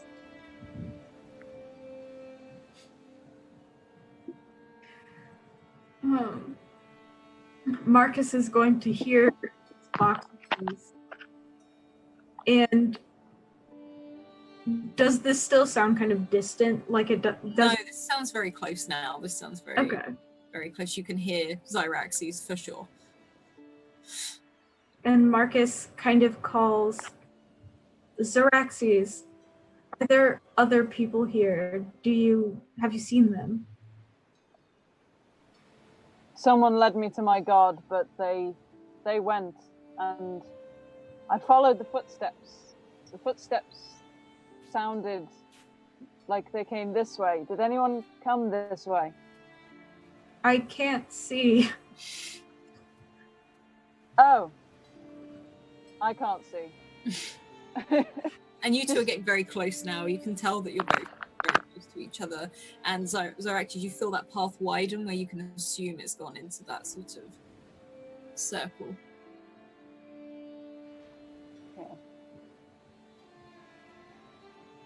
Xeraxes is kind of like heading towards Marcus's voice. You can both reach each other. Yeah. Xeraxes will not reach out. Marcus kind of starts to, like, because it's just his instinct to reach out to someone that he knows in the darkness, and his hand gets like halfway there, and he realizes like, oh, probably not a great idea. Xeraxes is probably like holding out a snake, like one of those snake toys where you hold the tail and the and the snake wiggles, so they're like holding a snake out, just like flicking it in the direction of the voice. Just like you can hear a very irritated hissing sound. So Marcus kind of stands there for a second like, okay, we're back together now. And he continues to look around and he says, I can hear someone breathing, and if someone's out there, I want you to know that we don't mean any harm. And he just doesn't know what else to do at that point. And Xeraxes, can you make me another intellect roll, please? Because I'm just doing so well on them. You're doing awesome.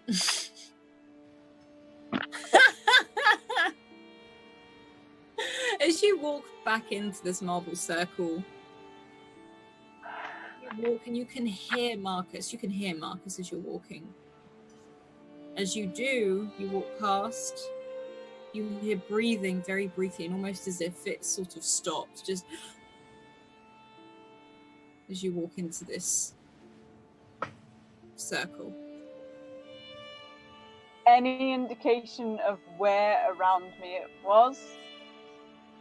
Here, to the side, to the left of you, very close. The arm just comes up. Just reactionary, just like there was a noise here, just an arm just goes... What, to swipe at it? Yeah, just completely reaction, because they know that Marcus, Telemachus, and Hestia are still, like, central. So hearing a noise that close to them, it would just be an automatic get away from it.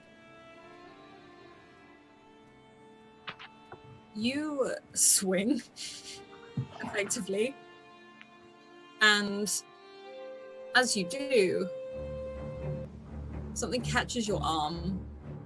Your arm stops before it strikes anything as this other hand grips around your wrist. Panicked screaming. Marcus, that you do here. Just stepped on an upturned plug, kind of just... The worst feeling. And just like trying to yank their arm back. The snakes are not happy. Yeah, you... Marcus says... It is firm. Xeraxes, what's happening? What happened? Muppet screaming. Just... And Marcus kind of... Are you hurting them? Are you hurting them? Like calling out to whatever other presence is in here. And you hear that breathing get louder. It's behind you. It's in front of you.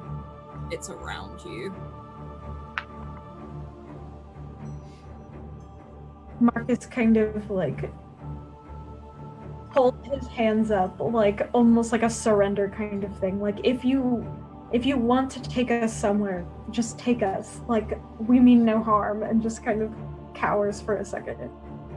You hear like a burst of air, like someone has started breathing again for the first time, like, and you hear Telemachus just go, run, and just screams at you to run, and you see him strike up a light, and you are surrounded by muses. And Zyraxes, your hand is being held, and this mask turns to look at you. That downward smile, it's almost like you can hear an aching and a creaking as on this mask it starts to turn upwards into a smile, very much like the one in your dream.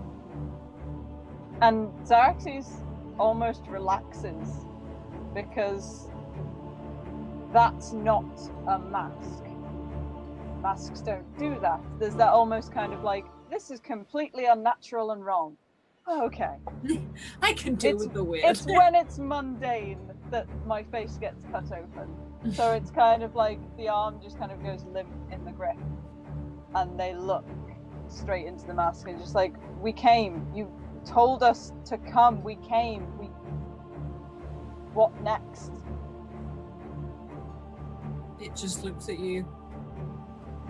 So actually, it just looks back. Marcus, what would you like to do as you sort of, this light comes on? You see Telemachus is struggling out of the grasp of these muses. And you see all these masks being worn by all these people. Marcus looks at Telemachus and says, we don't need to run. They guided us here. They don't mean us any harm. They don't mean us any harm. And like, he sort of pulls up his arm, and you see a long red gash down his arm where they've cut down his arm. And Marcus looks from muse to muse that are, I guess, pressed in around him. And he looks from their masks and says, why did you hurt him? I know you're guarding the library. Why did you hurt him? And there's almost like a chanting, a singing starts to ensue. And Zyraxes, you now start to notice around your feet is like a fog or a mist. It seems to be coming from the muses. And Marcus, you see it leaking in to the circle. Telemachus has already run over and picked up Hestia and grabbed Merit by like the scruff. Like to just grab him and throw him under an arm and run towards you all. Zyraxes, this face in front of you is no longer a mask. It is your own.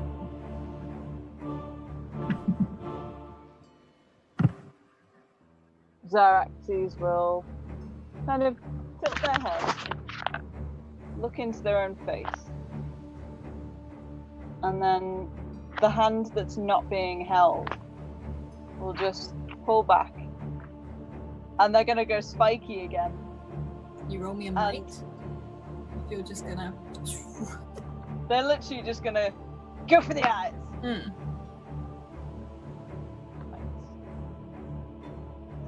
Yeah, describe it for me. The hand comes back, and it's almost like no one really notices it because it's just like a shoulder roll, and you know their arm is still being held, and they seem perfectly relaxed. Like there's none of that coiled tension, none of that predatory kind of reaction. The arm just goes back and then snaps out, and it's almost, watching it happen, it's almost like watching the snakes strike, because it's so fluid and all of the snakes almost coalesce almost making their whole arm look thicker, like these snakes have banded around. And at the end is just these long black claws, and two of them just go straight into the eyes of their own face, with the other three claws just piercing into the cheeks and chin, like they're almost going bowling with the skull. Going bowling. And it just goes, and the arm keeps going, so the head it's not just they're going for the eyes, they are pushing the whole head to the full extent of their arm, just trying to drive their claws through. And Marcus, you see this as this light was stricken up, and you just see Zyraxes push through this mask and almost out the other side as this muse lets go and drops to the floor. This muse crumples at your feet. And the mask rolls away. Is it a person? It's a person. Was Marcus. It was a person.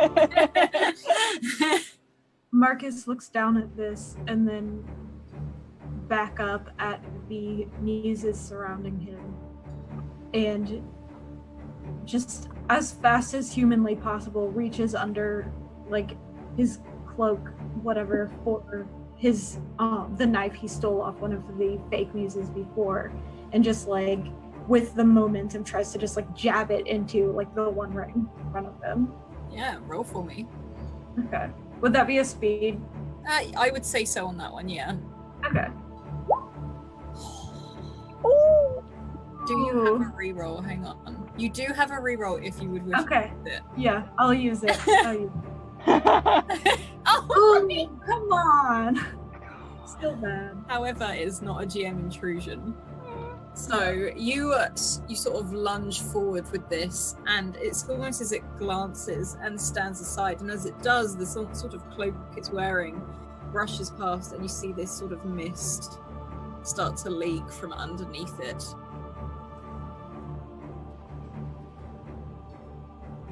How many?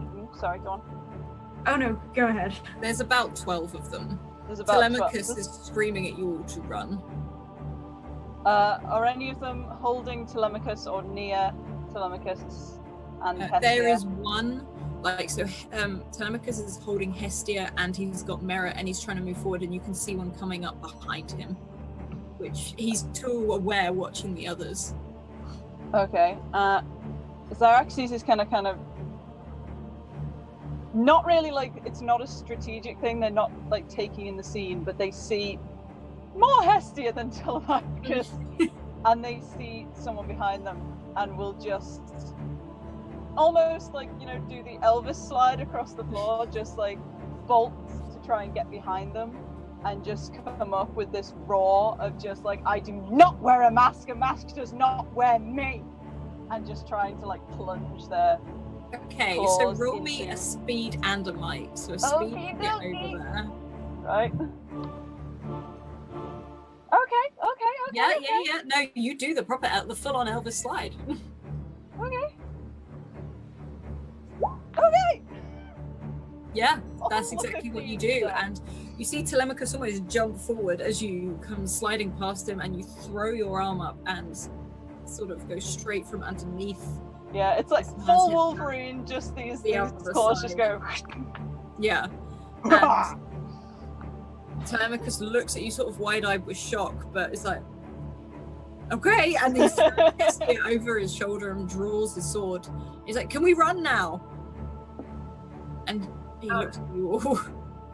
Yes, and Marcus as Marcus kind of like slides past this muse, he just keeps going. He's like, yes, we can, and he just takes a direction and runs. Yeah. Zyraxes is looking around for the next thing to kill, but when everyone starts moving, there will be a moment of, fine, and then they will bolt after everyone else. You see Marcus bolt off into this jungle.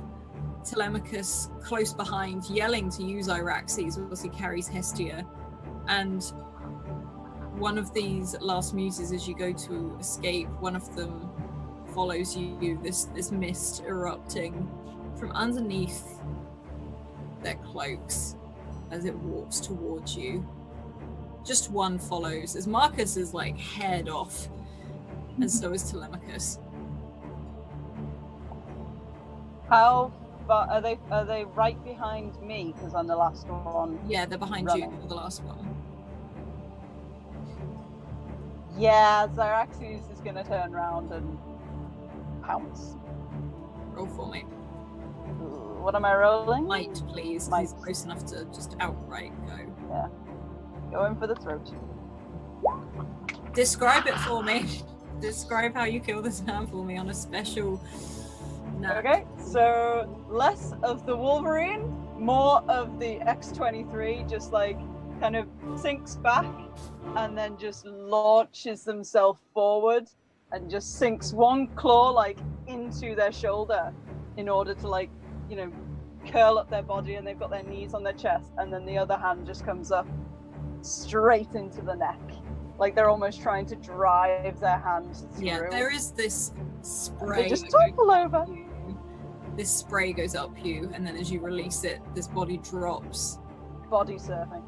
And you can hear Telemachus still yelling in the distance as he's chased after Marcus, and you see them slowly disappearing deeper into this forest.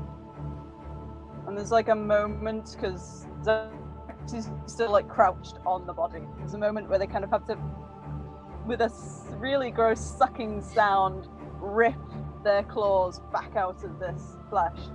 And they just look down. Is the mask still on it? The mask still on the is knees. very red right now. And Xyraxes will just tuck two claws into the eye holes of the mask and just nick it off. And then turn and belt after Marcus and Telemachus, kind of cradling this trophy against their chests. They are red. In this form, as Marcus, you keep sprinting, you run through this jungle. You can hear Telemachus close behind you yelling for Xyraxes. And Xyraxes, you sprint, following into this darkness, covered in blood, this muse's mask clenched to your chest. And that is where we will leave Realm of the Ancients this week, because I don't want to go any further until the rest are here for the finale. I love having a combat character. They're pretty much useless in every other avenue, but when shit needs to get killed, they're just like, stabby. Well, awesome. Thank you very much. I can't believe we've only got one episode left of this, which is insane. But we will chat. Thank you for today. Please head over into the Discord and let us know your favorite part, and we'll let you know ours. Other than that, please check out all of our links in chat, and that includes our Discord, our Twitter. As I said, we are having, this is Xyraxes, so I'm calling you Xyraxes now, showing off the Scrat Academy new like thing that we've got. They've got Permanent edition. Yeah. We are taking new people on, ready for the third season. I can't quite believe it, for all of the new viewer games coming your way. So until next time, I just want to say a quick thank you to our amazing sponsors of Bird in the Storm, and also Mage Hand Press. Please go check them out. Go check out their links, their merch. The games are brilliant. Until next week, keep evoking emotions, and we'll see you later. Bye.